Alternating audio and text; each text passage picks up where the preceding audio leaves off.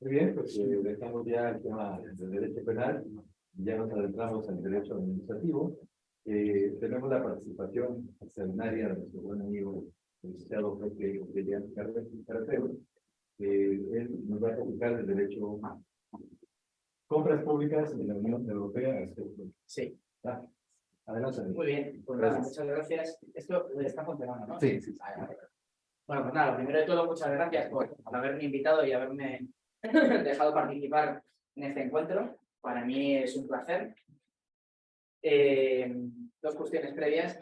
Cuando vi que me pusieron por la tarde, esto siempre lo digo, ya pensé, los de administrativos siempre por la tarde son los más pesados del derecho que no gusta, pero ahora, después de escuchar al magistrado y al compañero anterior de Derecho Penal, estoy encantado porque sus ponencias han sido magníficas y está todo el mundo bien atento y bien despierto, y no voy a tener ese problema que suelo tener siempre por las tardes, que yo doy clases en la universidad y me ponen la clase por la tarde y se me duerme la gente muchas veces, es una...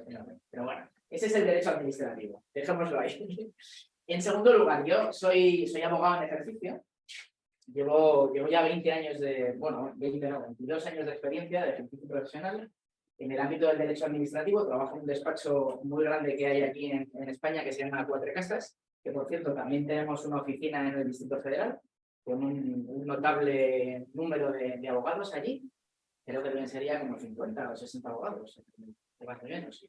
Y también tenemos despacho en otros países de allí de América. Y durante gran parte de mi vida profesional, y especialmente en los últimos 15 años, me he dedicado fundamentalmente al ámbito de la contratación pública. Y sobre todo, por dónde terminar en una ponencia de media hora, pues al final he pensado que, como es una materia con la que estoy muy habituado a trabajar, y sobre todo desde un punto de vista práctico, pues les he venido a hablar de aspectos prácticos de la contratación pública en la Unión Europea. Y digo la Unión Europea no solo porque estamos hablando de derecho comparado México-Unión Europea, sino también porque el derecho de la Unión Europea es derecho español, ¿vale? Y ahora vamos a ver cómo se entrelazan los ordenamientos jurídicos europeo y español en el ámbito de la contratación pública y vamos a ver las diferencias que existen en este. Un pequeño avance de lo que vamos a hablar, una pequeña introducción, marco normativo, el ámbito del derecho europeo de la contratación pública. ¿Vale? Ya les adelanto que el ámbito del derecho a la contratación pública no es toda la contratación pública, ni mucho menos, es solo una parte de la contratación pública, fundamentalmente la que hace referencia a la preparación y a la adjudicación de los contratos, para salvaguardar una serie de principios jurídicos, ¿vale? Y bienes jurídicos. Igual que el derecho penal, pero aquí en el ámbito del derecho administrativo, de otra forma diferente. Vamos a hablar de los diferentes procedimientos que hay de licitación en el ámbito de la Unión, cómo se establecen una serie de reglas para la presentación de las ofertas que tienden a favorecer la transparencia, la igualdad de oportunidades, la integración de las pymes. Las pymes son las pequeñas y medianas empresas, aquí para el ámbito de la contratación pública. Y finalmente, como requisito de transparencia, ya les he adelantado los principios, si se dan cuenta. Como requisito de transparencia, el régimen de publicidad de las licitaciones y de las adjudicaciones.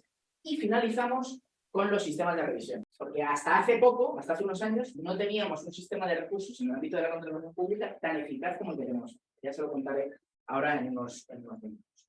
Bueno, empezamos con una pequeña introducción. ¿Por qué la Unión Europea se mete en el ámbito de la contratación pública? ¿Por qué decide regularlo? Bueno, pues ahí lo vemos. Si es que el 14% del PIB de la Unión Europea es contratación pública. Ni nada más ni nada menos que 1,9 billones de euros. Billones en España no son billones americanos, tienen 3 ceros más. ¿Vale? Se lo digo para que lo sepan. No piensen que son 1.900 millones, no. Son 1,9 millones de millones. ¿Vale? Bien. ¿Cuáles son los orígenes y las motivaciones? El por qué, lo que le estamos diciendo. Bueno, el primero y el fundamental, el value for money. Oiga, tenemos que realizar una serie de medidas y una serie de políticas para conseguir la mejor prestación al mejor precio. Hay que sacarle la mejor prestación al mejor precio. Y además, tenemos que incorporar en el ámbito de la contratación pública otras políticas que interesan a la Comunidad Europea, como pueden ser las políticas medioambientales y los objetivos sociales. La participación de las pymes, no solo restringir el ámbito de la contratación pública a grandes corporaciones con grandes asesorías jurídicas y grandes grupos comerciales. No, el motor de la economía en Europa gran parte del motor de la Unión Europea son las pequeñas y medianas empresas. Y por eso se ha adoptado una normativa, que ahora veremos, que facilita la participación de las pymes en el ámbito de la contratación pública. La competencia efectiva, la igualdad de acceso al mercado, muy importante, la no discriminación por razón de nacionalidad, establecimiento, y al final lo que se quiere crear es un mercado común de la contratación pública, porque al final la Unión Europea no es más que un... Esto a lo mejor hay gente que dice que no, pero es algo más, pero sobre todo es un mercado común. Es también algo político, pero sobre todo es un mercado común, es un mercado en el que no hay fronteras. Es lo mismo que yo mande los tomates de Madrid a Aranjuez, que es una ciudad aquí de Madrid, que venda mis tomates en París. Es lo mismo, no hay barreras. Bueno, pues en el ámbito de la contratación pública se pretende hacer lo mismo, que cualquier empresa, cualquier empresario de cualquier lugar de la Unión Europea pueda prestar servicios, realizar obras, ¿vale?, y suministrar bienes en cualquier país de la Unión Europea. Y para eso se adoptan una serie de normativas, ¿vale?, que tienen estos fundamentos que les pongo aquí en la segunda. La transparencia, la lucha contra la corrupción, el fomento de la innovación, la igualdad de trato, la concurrencia y el establecimiento de procedimientos de control rápidos y eficaces para que estos principios y elementos sean una realidad y no se queden, como decimos aquí, en papel mojado. Es decir, que luego no sirven para nada, que están muy bonitos en la ley, pero que luego se incumple y no hay consecuencias. Ahí les he apuntado unas sentencias del Tribunal de Justicia de la Unión Europea que vienen a reforzar estos principios de la contratación. ¿De acuerdo?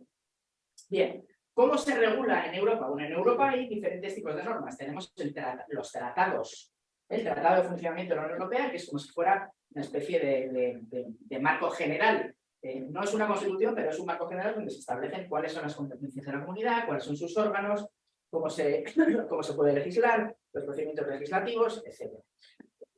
Pero aparte del derecho originario, que se llama el derecho originario europeo, tenemos el derecho derivado. El derecho derivado es el que emana del poder legislativo en Europa, que está formado por el Parlamento Europeo y por el Consejo, ¿vale? Son los dos órganos que tienen la facultad de aprobar normas junto con la Comisión, que lo hace por delegación, ¿vale? ¿Cómo son las normas de la Unión Europea? Hay dos tipos de normas fundamentales. Los reglamentos, que son normas que, una vez aprobadas, son vinculantes en todos y en cada uno de los Estados miembros, ¿vale?, desde el momento de su publicación o desde el momento en el que llega la norma que empieza su vigencia, que son las normas a través de las cuales se armoniza absolutamente el derecho europeo, porque hay un único texto que se aplica en todos los países. Se traduce en las diferentes lenguas oficiales de la Unión Europea, pero hay un único texto para todos los países. Pero luego hay otra forma de legislar, que es la directiva. La directiva, ¿qué diferencia tiene con el reglamento? Bueno, pues la directiva es una norma cuyo destinatario son los Estados miembros, no todos los ciudadanos. Entonces, los Estados miembros tienen la obligación de incorporar a su derecho interno, a través de una norma jurídica interna, el contenido de esa directiva. Se legisla por directiva o se legisla por reglamento dependiendo de, uno, la finalidad política y los deseos del legislador europeo de unificar por completo para evitar interpretaciones dispares, y dos, muy importante, para respetar las tradiciones jurídicas y las normas internas de cada país. Al hilo de lo que decía el magistrado anteriormente, el respeto a la tradición jurídica, que decía, no, es que nos intenta imponer o nos dicen que cojamos cosas de Colombia, tal cual. Bueno, pues algo parecido ocurre cuando se legisla por directiva. La directiva lo que permite es establecer una serie de normas y una serie de finalidades respetando el ordenamiento jurídico interno. Por ejemplo, en el ámbito de la contratación pública, para que se hagan una idea, el contrato administrativo, como lo conocemos, creo que en México también hay contratos administrativos, ¿verdad? Todo su régimen se regula a través del derecho público. Bueno, pues tal y como conocemos el contrato administrativo en España y en México, en Europa no existe más que en España, en Francia y en Bélgica. Ningún otro país tiene un sistema de derecho de contratación pública similar a estos tres países. Y por lo tanto, Inglaterra ya no está en la Unión Europea, pero era el mejor. Irlanda, nos duele ahora. Irlanda es un país en el que no existen los contratos administrativos, ¿vale? Entonces es muy difícil regular la contratación pública a través de reglamento. Es mucho más fácil hacerlo a través de directiva, imponer a los estados que se adopten una serie de reglas concretas y que se incorpore a su ordenamiento jurídico respetando cada una de sus tradiciones públicas. Bien, pues eso es lo que tenemos en el marco normativo. Una serie de directivas que regulan la contratación pública. Una directiva general, otra de concesiones, otra de sectores especiales, que son aquellos sectores donde operan empresas privadas y también empresas públicas, en los que no existe una competencia abierta y a los que se le han otorgado una serie de derechos exclusivos para participar en ese mercado. Por ejemplo, un distribuidor de aguas en un municipio. Solo hay uno en España. En cada municipio solo hay uno. ¿Por qué? Porque opera una red. Es un monopolio natural. Bueno, pues a esas empresas que operan esas redes y explotan un monopolio, se les imponen unas obligaciones a la hora de hacer sus compras. Aunque son empresas privadas, tienen que licitar sus compras a través de un procedimiento con transparencia, publicidad y concurrencia. ¿Por qué? Pues porque se supone que aunque sean empresas privadas, al final lo que están explotando es una red pública. Y lo mismo pasa con el operador aeroportuario. Son los sectores especiales, los aeropuertos, las aguas, algunos ámbitos del sector energético, los servicios postales, ¿de acuerdo? Bien, más cuestiones menos relevantes, ya está incorporada la directiva por todos los Estados miembros. En España se hizo a través de la Ley 9/2017. Fíjense, una directiva del 2014 se incorporó al derecho español en el 2017. Casi en el límite que teníamos para hacerlo, ¿vale? Porque normalmente las directivas dan un plazo para incorporar el derecho español. Reglas comunes y objetivos concretos, lo que les decía, pero cada país tiene sus diferencias. Y muchas de ellas de carácter práctico, de cómo se licita y cuál es el régimen jurídico de los contratos en cada país. Importante, en la Unión Europea ha establecido una regla en el ámbito para el ámbito internacional, que es con aquellos países que no forman parte de la Unión Europea, se establecen una especie de principio de reciprocidad, ¿vale? Y además, a aquellos países que hayan firmado el acuerdo de contratación pública de la Organización Mundial del Comercio, se establecen reglas de... se les permite participar en las mismas condiciones que a las empresas pertenecientes a los Estados Unidos. Ayer me metí en la web de la OMC y vi que México no había firmado el convenio de contratación pública. Ahí lo dejo, simplemente. Con lo cual, tenemos que estar al principio de reciprocidad. En el ámbito de la Unión Europea, yo no sé si, ahí ya no, porque no tengo acceso a ese tipo de documentación, no sé si México, por ejemplo, sé que Colombia lo hizo, Colombia tiene suscrito un convenio con la Unión Europea en materia de contratación pública. No sé si México lo tiene, o a lo mejor tiene uno limitado solamente con España, y entonces con España hay una relación diferente en el caso de las licitaciones. Yo me imagino que lo hará, porque España suele tener convenios de este tipo con todos los países de ámbito. Bien, ámbito, importante, para que vean. Lo más importante de todo, la gran aportación de la directiva es el ámbito subjetivo. Es decir, a qué sujetos se les aplica las normas de contratación. Y digo esto porque durante muchos años, al menos en España, se produjo un fenómeno que se llamaba la huida del derecho administrativo. No sé si lo habrán oído alguna vez. La huida del derecho administrativo era un fenómeno muy sencillo, y era la administración pública, sometida a un régimen de derecho público y al principio de legalidad, creaba sociedades mercantiles que se regían por el derecho civil, y en lugar de realizar las compras públicas a través de los órganos administrativos, hacían las compras públicas a través de estas sociedades mercantiles. Entonces decían, no, claro, como está en régimen mercantil, no tienen que seguir los procedimientos de licitación que tienen que seguir los órganos administrativos. Y entonces se producía esa huida del derecho administrativo. Se huía. Bueno, la gran aportación de la directiva es el concepto de organismo de derecho público. Y el organismo de derecho público es cualquier ente con personalidad jurídica creado para satisfacer necesidades de interés general que estén financiados, controlados o supervisados por cualquier administración pública. Por lo tanto, con este concepto, cualquier sociedad mercantil de titularidad pública que haya creado la administración va a formar parte de ese concepto de organismo de derecho público y va a tener que someter todo su régimen de contratación a lo establecido en la directiva. ¿Vale?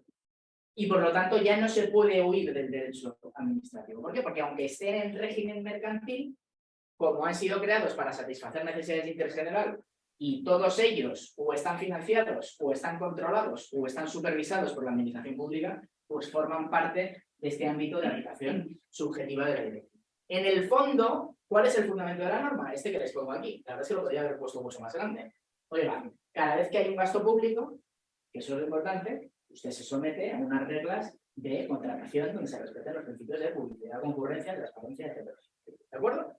Bien, les he contado ya de los sectores especiales hace un momento, que son estos del aeropuerto y de las aguas, y el ámbito de aplicación objetivo. ¿Aplica a cualquier contrato? No, solo a algunos, pero a la gran mayoría de ellos, a los más relevantes, que son los contratos de obras, los de suministros, los de servicios y los contratos de concesión.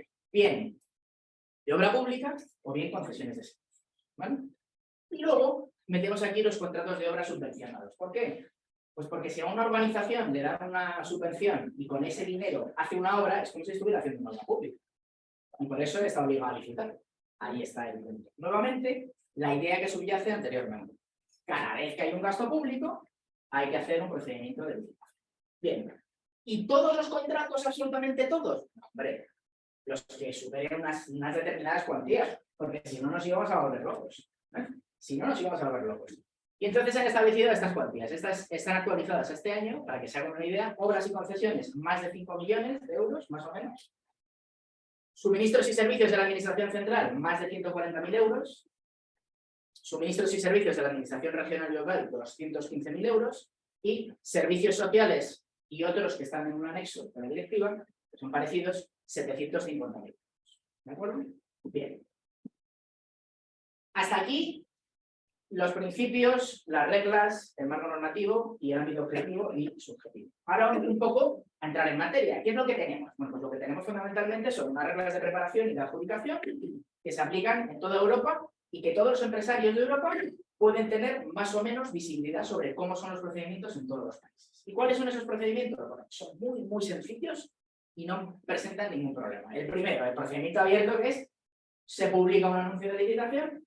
En este caso, como estamos en el ámbito del derecho europeo, en el diario oficial de la Unión Europea, ¿vale? Para que un señor en Letonia, que no tiene nada que ver con nosotros, pero que está en la Unión Europea, vea el anuncio de licitación y diga, oiga, mire, la empresa española pública Renfe, de los trenes, va a hacer, está licitando un contrato de suministro de trenes de no sé cuántos millones de euros, a lo mejor le interesa.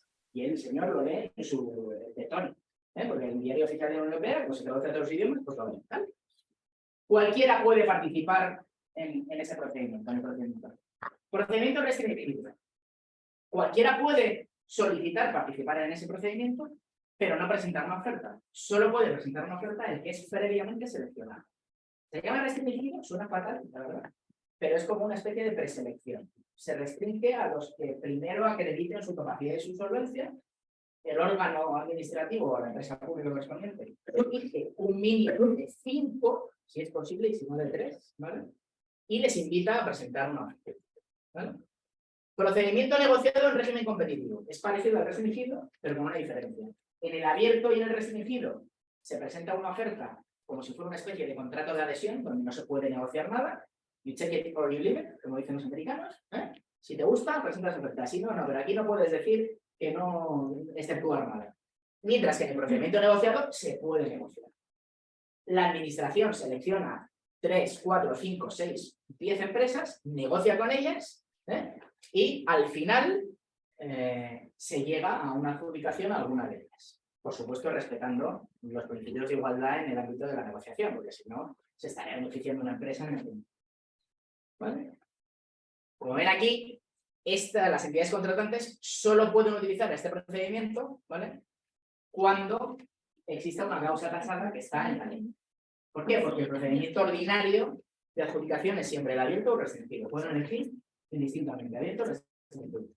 Solo puede acudir al negociado cuando haya una causa tasada. Y si se dan cuenta de una cosa, hasta ahora todos estos procedimientos son públicos. Todos van con un anuncio de licitación. Ninguno se puede adjudicar de forma directa y sin publicidad.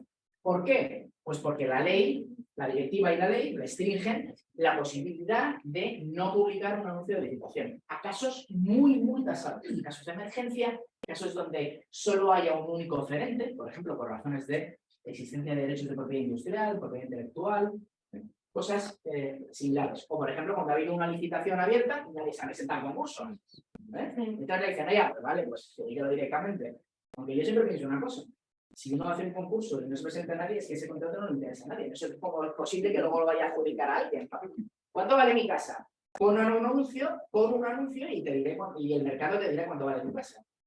no negocies individualmente con alguien, porque no va a ser el precio real. Habrá a lo mejor alguien que esté dispuesto a pagar más. Bueno. Otros tipos de procedimientos, no me quiero liar mucho, ¿vale?